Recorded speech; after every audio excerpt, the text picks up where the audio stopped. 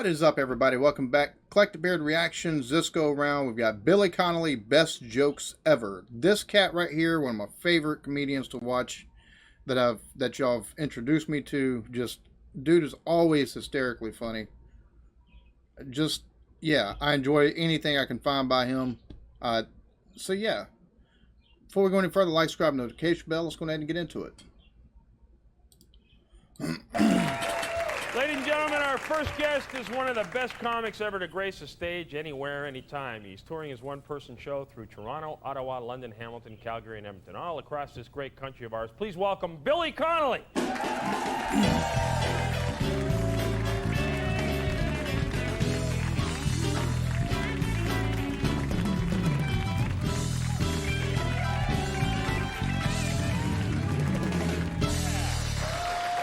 Best, ladies and gentlemen. Good to have you here, Billy.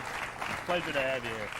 Now we did a joke about the royal family. I hope we didn't offend you. Oh, not I. I'm not a huge. I'm not a monarchist, you know. No kidding. I always thought you were. It's like, you know, the Queen's fine with me. Duke of Edinburgh, they're nice, and I suppose they're a kind of nice family. But you get all the other ones, you know. Yeah. You get this pyramid of the chinless, you know. It works its way down to, you know, you get dukes and earls and princes and princesses, but then you get like the Marchioness of Breadalbin and the Duchess of Argyll. Who are these? These people, and they're all picking up wages every week, you know. It's kind of, you know, and they're looking down on folk. No job, you know. Get off my land. Oh, there's a pheasant peeing in the grass. That's all they do all the time. Oh, I thought you said peasant, but that would be the same story, wouldn't it? There's people live next. I've got a house in Scotland, and there's people who live next to us, very posh, you know, talking like that. And the toffs in Scotland send their children to school in England. They always have to, always talking like this. And I've got teenage daughters, and they sent their teenage sons and my daughter said, "What were you doing here?" "We're shooting." "Yes, we are shooting this morning." And my daughter Amy said, "And what were you shooting?" And he said, "Grouse." And of course he's talking about grouse, but it sounds like grass. Yeah. "Guys, we're shooting grass." Yeah. And my daughter said, "You shoot grass?" You can imagine these guys out in the lawn, you know. "Got another one, Daddy!" Right? It's a real duffer sport, isn't it? Sounds like an American sport. A real marksman, you know. Boof. Guy could change it around to, and this morning I was out mowing a fox. It's not good at all. That'll do me. No. Now, I heard something today that, well, I was reading your bio, and I think we have something in common. You like the motorcycles, do you? Oh, I do. I've got a Harley. It was built in Australia. It's a three-wheeler. I've got three. It's wider than a Volkswagen. I don't know why I bought it, actually. It's a posing machine, you know. It's right. It's a real show pony, you know. And it's good fun, but it's got all the disadvantages of a motorcycle, and none of the advantages of a car, you know. Right. So you're behind the traffic, or you can't dodge in and out, but you've got no heater, you know. Yeah. And I've got headphones, but I can never hear anything. I've got ZZ Top, you know. It's a kind of posing machine, really. So a three-wheel motorcycle. Yeah, it's Have you ever beauty. dumped her? Have you ever dumped her? Dropped her? No, I've taken her up though on two. Yeah, several times. Yeah, Wow. Frightens it. Wow, so you've taken that three-wheeler and turned it into a regular motorcycle because it's wider than a Volkswagen, you know. So on a roundabout, when you take one of the wheels up, people have coronaries behind you. And do you know what's wonderful? Being behind someone in a three-wheeler, and you see them in the rear view going, "What in the name of God is that?" You see all the children in the back. "It's weird, Daddy. He's sitting down. His legs up like this big wide thing. It's a wonderful feeling." Yeah, oh, I'm sure it is. Yeah, I'll never know, but I'm sure it is. It's good. Do you know the guy I bought it from? The one I wanted, it was a Model T Ford at the back and a Harley at the front. Fantastic. You know, with two seats side by side. Same technology. The same thing, but he couldn't part with it, so he built me this big purple one. Right. Oh, it's a killer. You'll love it. Oh, I'd love to see it. I'll send you a wee picture of it. No, I have it in Scotland. Oh, all right. Well, that's too bad. Yeah. maybe invite me over. I'll have a look. Absolutely, why not? Now, I must tell you, one of your most marvelous performances, I enjoyed this film greatly. I think it came out around 1997, was Mrs. Brown. Oh, Mrs. Brown, yeah. Thanks very much. Proving to me that a lot of great comedians can play a dramatic role to a T. It's easy when you're with Judi Dench. Judi Dench, yeah. Because she's about the best actress in the world, and when an actress like that or an actor of that caliber just acts at you, you've got nowhere else to go, right? But to respond like her, and she behaves like herself. You know, there's no sort of waving of arms and leaping to avoid furniture. She just gets on with it. You know, and, you know, and she always knows her lines. And no she's budget always, for a stunt double there. You know, and none of this. She doesn't listen like that. You know, she just sort of does it, and in turn, she pulls out the best in you. God, he's such a great conversationalist. Storytelling, like, oh man, I think I could listen to him for like 24 hours, and like his method of telling stories and everything that's contained within them it's so conversationalist. Like, it's so, I think that's one of the things that I love so much about listening to, and watching anything that I've watched with him in it.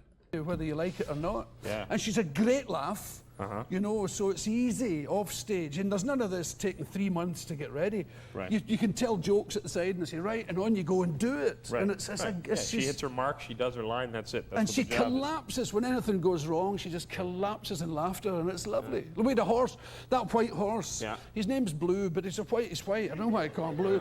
But well, everything's twisted around. I guess you don't get many blue horses, but he's called Blue. But he farted all the time. And you know, it must be the oats or the barley. I don't know what to feed them. So he made everybody else blue. But it's the air. But it was those sort of those trombone ones.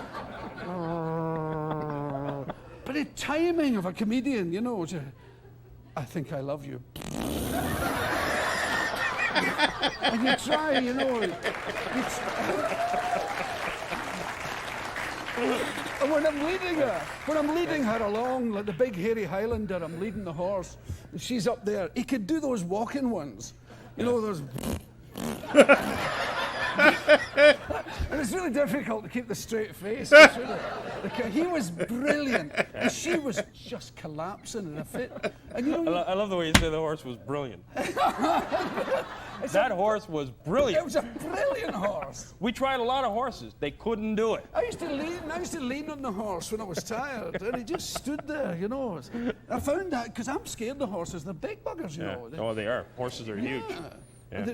And they sometimes do that weird turning round and having a go at you. You know, there's for no apparent reason. And you're all, you know, Trey, you know, I'm a city boy. I'm not a horsey guy. Yeah. So like, hey, and you slap it, it goes, Jesus. But you know, you're trying to look cool. It's good horse. Have you ever seen a horse's teeth? This.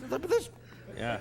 They take a bite out your ass the size of a scone. They're precisely that big.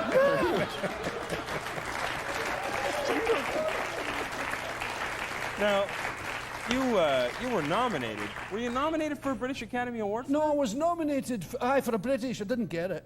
Somebody else got it. Ewan McGregor got it for Trainspotting. Oh, that was good I was nominated for a SAG, and Robin Williams. Everybody got the prize. I get nothing. I was nominated for 6 things. Judy got everything. I get absolutely... the Scottish BAFTAs, the Scottish Academy, I mean, you get it there for turning up, really, you know. Yeah. I was halfway out my seat, had my speech written. It went to some feminist documentary. I nearly broke my heart. Yeah. I get nothing. I mean, nothing wrong with feminist documentaries. If you're dead! But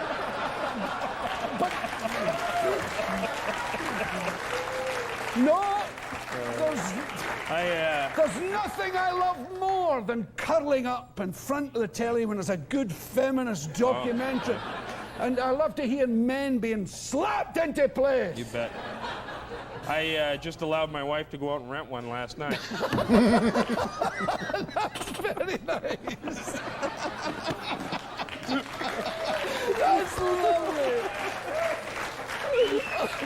my wife bring me one.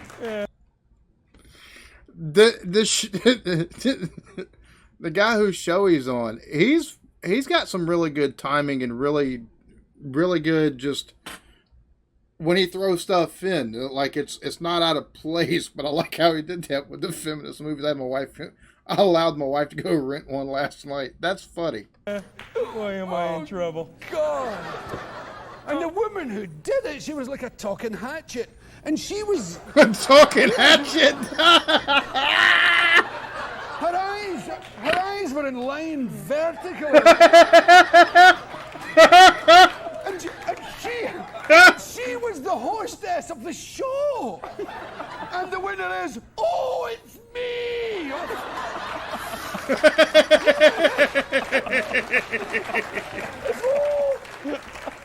I say, you ugly beast! Give me that, you liar, you cheat, you fraud! And it was all about how horrible men are. Oh, man. They never ask me out. Jesus. And I was nominated for a SAG, the Screen Actors Guild in America. Robin got that. Robin Williams. But that was so great. Yeah. Because you're nominated by other actors. Yeah. And all those guys, there's Robert De Niro and all these guys hanging out, you know. Yeah. Because Bob. Oh, the serious guys. Oh yeah, real Bob actors. and Charlie and those guys. Yeah, It was yeah. fabulous. Yeah, I'll tell you, if Robert De Niro had been in Mrs. Brown, he would have had sex with the Queen to prepare He for would the have done role. it. With a gun to your head. With a gun to her It's head. great. Oh, it's a smash. See, do you know what's nice? And I mean this sincerely. It's nice to have made a film. Making a film's a great thing. It's like making an album or a CD. You know, you've got something that'll last.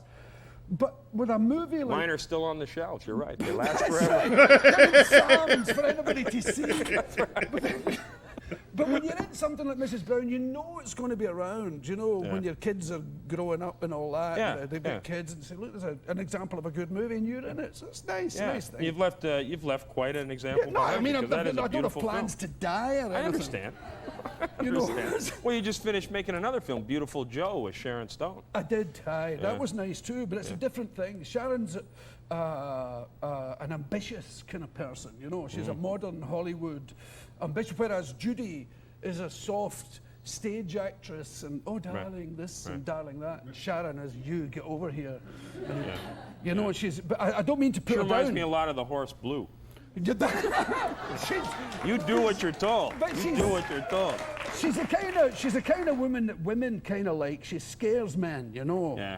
Yeah. She's, you know, she always scares me, I must say. Oh, I And can see that. You know, I mean, if see Sharon Stone come on to me, I'd run away. I'd be scared in case I didn't do it right, you know. I'd make an excuse and leave, you know. Oh God, my mother's dead. You know. Oh no. Billy Connolly, ladies and gentlemen, do not miss this man. He's playing all across this great country. Be in London, Ontario. Okay, so this was an interview that the guy that did the interview did really good, but the stories he told, like with the horse Blue and just the different parts that he told, like these aren't the funniest things in the world, however, but they're still great because it's Billy Connolly, and just listening to them, it's y'all be good to each other, love yourselves, peace.